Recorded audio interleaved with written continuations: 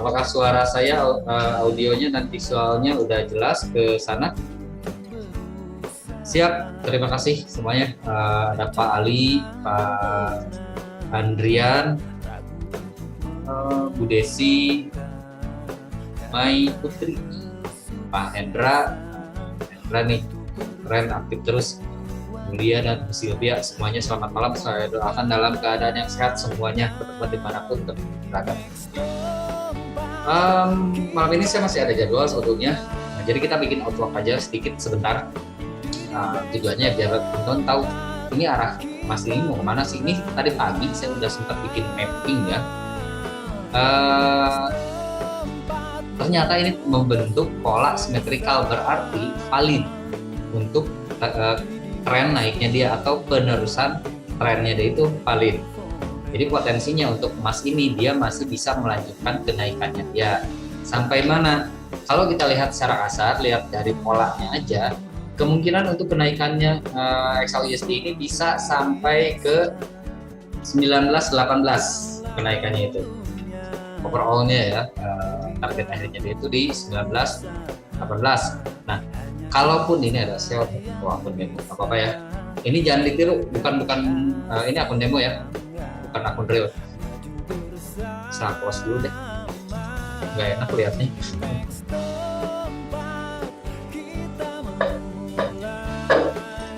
Pedih mata kalau lihat yang merah-merah. Target kenaikannya dia itu sampai 1918, target akhirnya dia. Dan untuk tapi tenang aja, saya tahu ada beberapa teman-teman yang masih hold posisi sell. Tenang aja, walaupun target akhirnya di 1918, tetapi dia nggak akan naik dalam satu tarikan garis lurus. Jadi ada namanya fase koreksi dulu. Koreksinya sampai mana? Kalau dilihat berdasarkan atau menggunakan Fibonacci, belum bisa. Kenapa? Karena ini belum membentuk high yang baru. High yang barunya belum terbentuk. Tapi kalau kita lihat di time frame 4, untuk target akhirnya dia, ini sebenarnya udah bisa diprediksikan menggunakan yang namanya, atau pakai daily lah, biar nggak harus terlalu zoom out ya. Pakai daily kita bisa lihat sebenarnya target kenaikannya itu udah kelihatan di sini tuh. Seperti biasa aja, kita bisa ambil yang ini, atau yang sebelumnya juga boleh. Cuman kalau saya lebih memilih untuk pakainya wave-nya yang ini. Kenapa?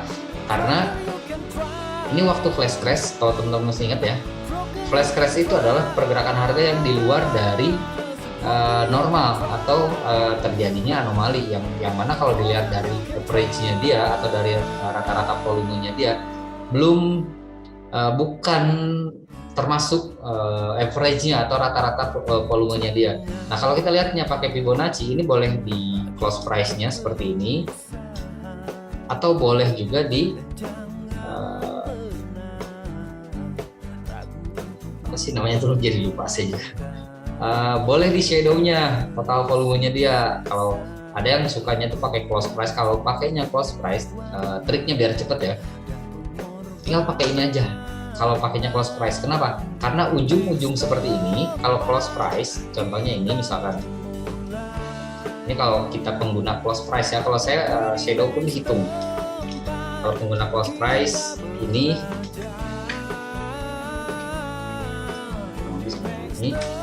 tuh body candlestick, ujung-ujung seperti ini tuh kita bisa buktikan kurang lebih seperti ini. Ini body candlestick, ini nggak dihitung karena sebenarnya ini tuh yang tadi saya katakan ini nggak masuk hitungan karena ini tuh flash price dan bukan average-nya atau bukan pergerakan harga rata-rata. Yang kita butuh itu adalah pergerakan harga rata-ratanya dia di berapa, yaitu kalau emas itu sekarang itu kecilnya 15, standarnya 20 sampai 25, kalau ada news bisa 30 sampai 35, ekstrimnya banget bisa 50. Lah hari ini misalkan ini lebih dari 50 loh. Ini namanya anomali. Ini nggak dihitung average atau rata-rata. Nah, kalau teman-teman belajar hitung rata-rata average, itu yang terjadi kasus karena news atau karena apapun itu yang di luar kebiasaannya dia, jangan dihitung. Karena kan saya pernah share juga cara menghitung range harian secara manual seperti apa, rumusnya pun simple gitu. Nah, tapi untuk kali ini kita nggak akan bahas itu dulu. Saya di sini gunakan aja yang namanya shadow ya, total ininya. Jadi yang saya gunakan tuh di sini shadow. Ini ada 3 titik. Ini yang saya gunakan itu Fibonacci expansion untuk melihat kenaikan harga dia itu sampai mana akhirnya. Ada 2 target berdasarkan Fibonacci ekspansi ini. Targetnya itu adalah Fibo 100, FS 100 di sini ya. Dan target akhirnya itu di FS 1618. Cara penarikannya taruh aja di 3 titik. Titik A taruh di low, titik B yang ini taruh di high, titik C taruh di high low atau di koreksinya dia di sini kurang lebih. Jadi ada 3 titik, 1, 2, dan 3. Akhirnya dia akan membentang kurang lebih ya tergantung dari panjang wave-nya ini. Dan kita punya 3 level Fibo yang FS 100 atau target pertama berdasarkan Fibonacci ini udah tercapai, bahkan udah terlampaui. Maka kalau kita lihat pakai Fibonacci ekspansi, target akhirnya untuk tren kenaikan XAUSD ini ya kurang lebih 1907. Kalau saya kenapa 1918 tadi katakan, karena saya ngitungnya sama ininya. Nah, ini 1918 ya, sekitaran itulah. Kalau saya 1918 tadi di akun dulu itu. Seperti itu teman-teman, ini simpel banget sih sebenarnya. Jadi kemungkinan harga itu akan bergerak seperti ini. Apakah dia akan seperti ini atau mungkin dari ini jadi 4 atau 3 gelombang kurang lebih seperti ini. Tapi kalau ini turun sampai sini ya, Wasabi cenderung pergerakan harga itu harusnya idealnya bergeraknya seperti ini. Nah, ini lengkap pakai teori Elliott Wave pun lengkap, karena teori Elliott Wave kan ada 5 gelombang. Gelombang pertama terjadi ketika orang-orang, kita anggap ini gelombang pertama, udah di bawah banget atau di sini pun kita hitungnya boleh. Ini gelombang pertama dari sini terjadi ketika orang-orang menganggap bahwa harga ini udah ada di area buyer atau di zona buyer atau di harga atau di level yang cukup ideal untuk dibeli. Maka terjadilah aksi pembelian dari sini. Terjadilah aksi pembelian sehingga menyebabkan kenaikan harga. Lalu terbentuk wave kedua, penurunan atau koreksi sampai sini. Kalau di kasus ini ya kita lihatnya koreksinya sampai sini, itu terjadi ketika orang-orang yang tadi di gelombang pertama ini buy, di gelombang kedua mereka taking action profit sehingga menyebabkan harga turun. Lalu yang ketiga, yang mana biasanya wave ketiga ini panjangnya itu 1,5 kali atau 2 kali lipat dari panjang wave pertama. Wave pertama yang ini kan, yang ini ya, wave pertama tuh. Wave pertama udah hilang dulu. Wave pertama yang ini dari bawah sini naik sampai ke atas ini. Ini wave pertama. Nah, sekarang wave kedua ini, lalu sekarang kan udah masuk di wave ketiga yang ini. Nah, wave ketiga ini biasanya lebih panjang daripada wave pertama ini. Kenapa? Karena kalau kita lihat atau teorinya, logikanya, wave ketiga ini lebih banyak yang menunggangi atau dalam artian wave ketiga ini lebih banyak yang melakukan transaksi buy-nya. Kenapa? Karena mereka udah lihat di sebelumnya orang-orang udah mulai membeli emas ya, kalau di sini di XAUSD ini orang-orang udah membeli gold, sehingga penurunannya pun udah terbukti ini cuma koreksi karena dia lanjut ke atas dan udah break di resisten di sini. Artinya orang-orang yang lebih banyak yang meyakini dan menyadari bahwa ini udah tren naik, jadi lebih banyak yang melakukan aksi buy mereka di sini. Itu yang menyebabkan kenapa wave ketiga ini biasanya memang lebih panjang daripada wave pertama di awal. Kalau ini jadi wave ketiga, ya make sense sih kalau misalnya ini wave ketiga dihitungnya sampai sini. Jadi koreksinya pun nanti akan sedikit banget gitu. Wave ketiga kurang lebih, kalau wave ketiganya kayak gini berarti dia kurang lebih polanya seperti ini. Polanya seperti ini untuk wave ketiga. Dan wave keempat terjadi ketika orang-orang udah mulai taking profit lagi. Dan wave kelima adalah orang-orang yang istilahnya ini udah tren naik, kalau bahasa kita ya, ini udah tren naik ya udah bayar aja lagi. Ini wave kelima. Setelah wave kelima biasanya ada koreksi ABC, inklusif di sini. Itu sebagai penentuan juga apakah dia akan membentuk tren barunya, yang mana kalau teori Elliott Wave ini harus ada 5 gelombang atau dia berbalik arah jadi retro. Cuman kalau kita lihat basicnya aja, wave kelimanya itu ya kurang lebih akan pas di sini nanti. Kalau kita cocokkan dengan rasio-rasio Fibonacci. Kalau Fibonacci tadi kita punya level 1907, akhir trennya dia. Kalau teori Elliott Wave sama sih sebenarnya, karena level presisinya atau teknikalnya kita tetap bisa pakai acuan Fibonacci. Cuman nyambung antara teori Elliott Wave yang menandakan bahwa dia sudah terbentuk tren naik dan rasio Fibonacci atau angka-angka prediksi dari hasil penarikan Fibonacci ekspansi gitu. Ini kenapa saya belum tarik Fibonacci retracement atau untuk memprediksi dia turunnya sampai mana, karena high-nya belum terbentuk. Simple. Seperti itu sih sebenarnya. Jadi kesimpulannya untuk XAUUSD ini betul trennya masih dalam kondisi tren naik dan potensinya masih bisa melanjutkan kenaikannya dia.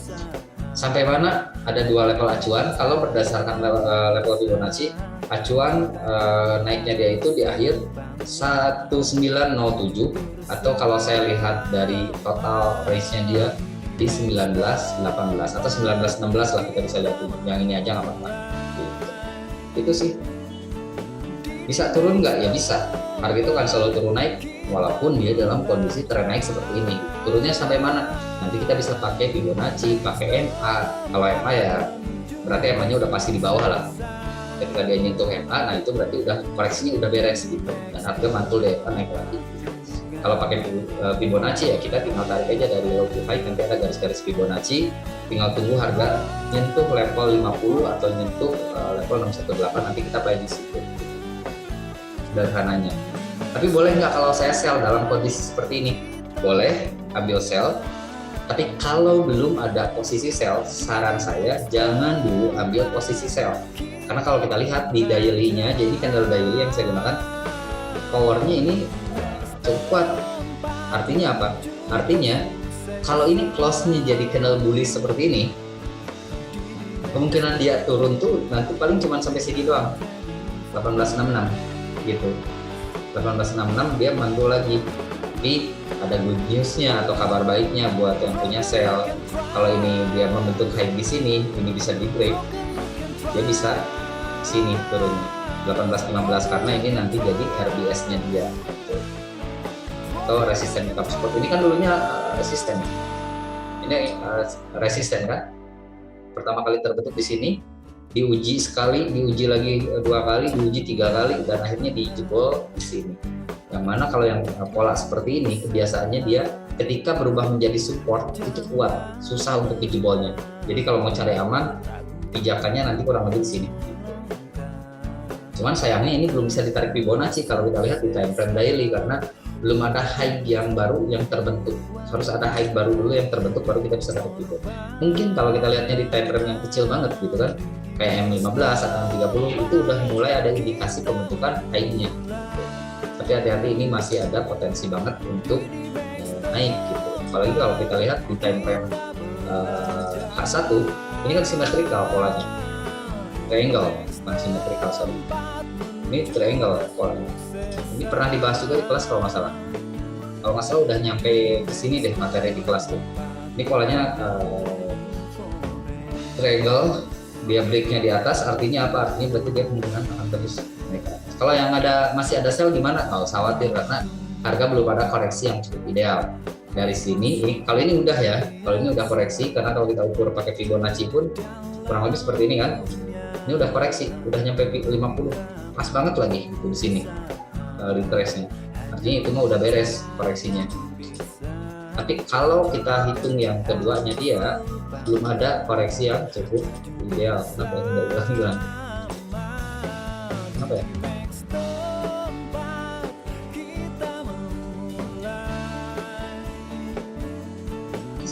Dulu. Kalau yang sekarang, yang ini dari sini,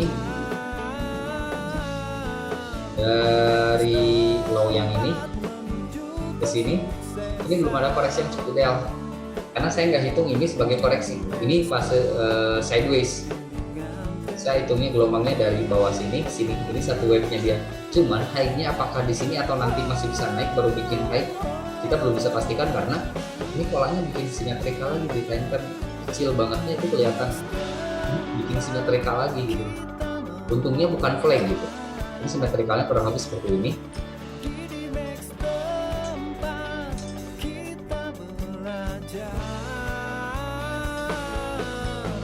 Maka agak lama, kebetulan jam 7 atau jam 8 baru deh dia bisa kelihatan break di atas atau di bawah. Harusnya ke bawah dulu.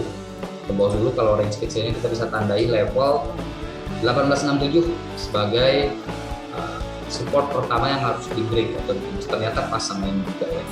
Ini juga pas juga. Artinya kalau yang udah punya sell lebih apa ya? Saya lebih menyarankan untuk averaging untuk ngejar sell yang di bawah.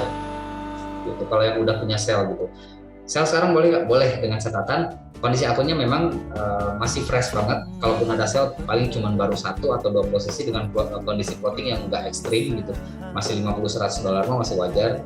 Sell lagi sekarang boleh. Tapi kalau mau sell sekarang, kita bisa pasang stop loss di sini.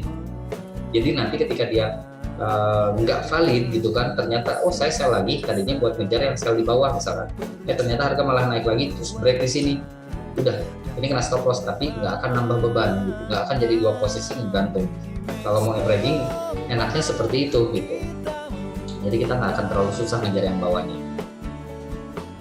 Ini polanya hampir membentuk lagi triangle kayak pola tadi yang kita lihat di time frame besarnya dia di H1 atau di daily-nya, di H1 lah kelihatan banget di sini. Artinya apa? Artinya ya tinggal tunggu koreksinya aja dulu. Kalau yang udah ada punya sell, yang udah punya posisi sell itu buat ngejar sell yang di bawahnya banget ya harus di averaging gitu buat ngejar di bawah, karena suggest-nya kalau dari saya kita bisa pasang buy atau buy limit kurang lebih pada level 1868 lah, kita bisa ambil posisi buy di situ. 1868 kita bisa buy di situ. Sell boleh nggak? Sell boleh, sekali lagi dengan catatan kalau mau spekulasi, karena saya katakan itu spekulasi kalau ambil sell sekarang. Kenapa spekulasi? Karena trennya pun atau power dari bayarnya ini juga masih lumayan kuat gitu. Jadi kalau bayarnya masih cukup kuat, kita ambil sell sekarang untuk spekulasi. High risk tidak, karena kalau sell sekarang jarak ke stop loss-nya kurang lebih berapa poin ini? Kalau saya sell sekarang misalkan menggunakan 1 lot cuma 3 poin lah. Kalaupun 1 lot sellnya ya kurang lebih 300 dolar. Kita siap dengan risk-nya gitu kan. Ketika dia malah naik lagi, breaknya di atas, berarti bakal terus lagi ke atas, kita udah kena stop loss. Tapi ketika dia turun ke bawah, ya jadi profit, dan yang punya sell di bawah, sell yang minus di bawah itu ketutup sama sell yang baru sekarang. Itu solusinya kalau masih ada posisi sell. Tapi kalau udah clear, alhamdulillah bagus banget gitu kan. Jadi kita nggak ada PR, tinggal fokus aja cari momen untuk buy. Kalau buy, target terdekat dia untuk kenaikannya dia itu adalah, atau target momen atau peluang untuk buy-nya itu yang pertama di 1868 satu. Terus kalau misalkan dia harga terbaiknya itu tadi kita bisa lihat di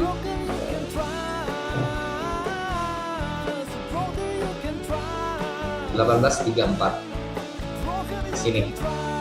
Minggu ini bisa aja dan mungkin aja dia bisa turun di sini.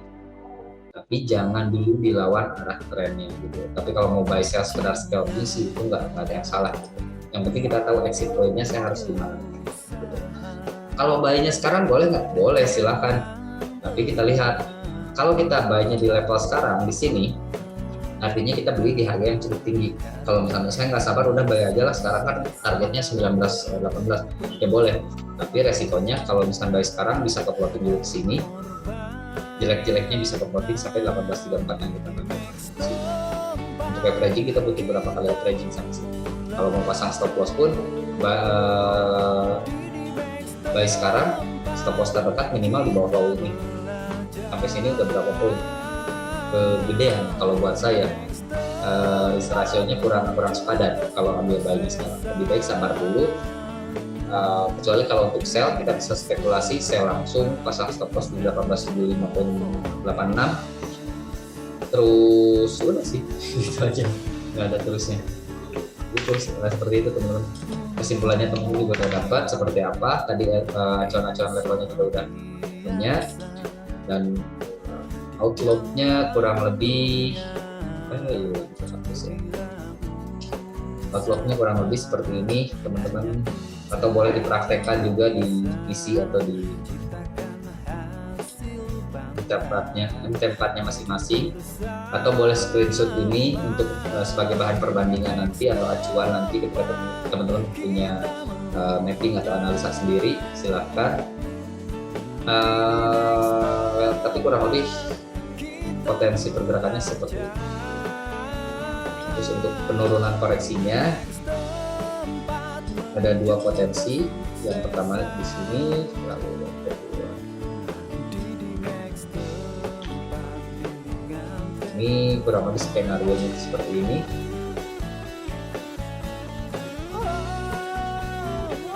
Ini sebenarnya tinggal masalah ini aja sih, masalah di mana dia mau koreksi. Sini, sini, atau di sini. Sisanya saya hapus saja biar nggak pusing ya dengan garis.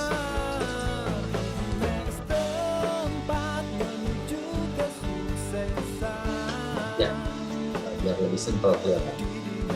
Kurang lebih prosesnya seperti ini nih. Kalau garis ini major supportnya dia ya, susah banget kalau dia turun, maka bertahan banget di sini. Sebenarnya ketika harganya ke level ini minimal dia koreksi dulu.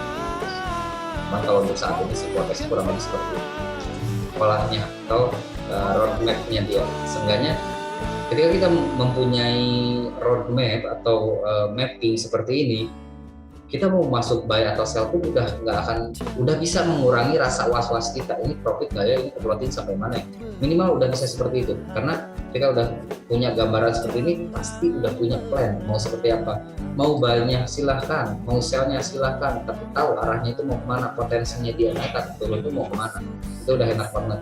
Kalau trader yang santai biasanya udah saya nunggu aja gitu kan, tunggu harga turun di sini baru buy.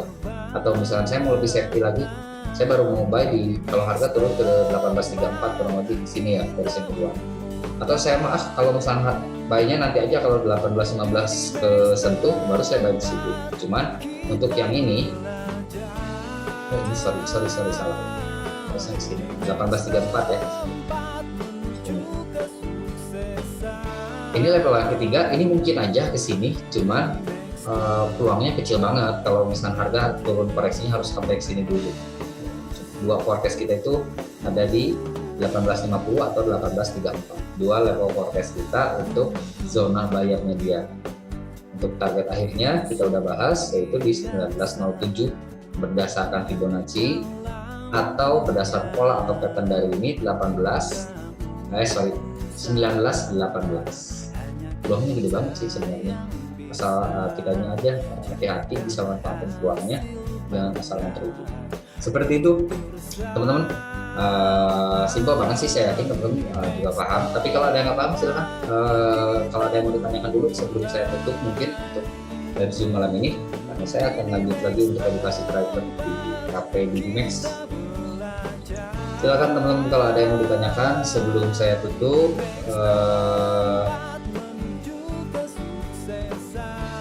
Ini ada yang baru masuk, Pak Robert ya, Pak Robert, Pak Sauzir Aswad ya, yang baru masuk.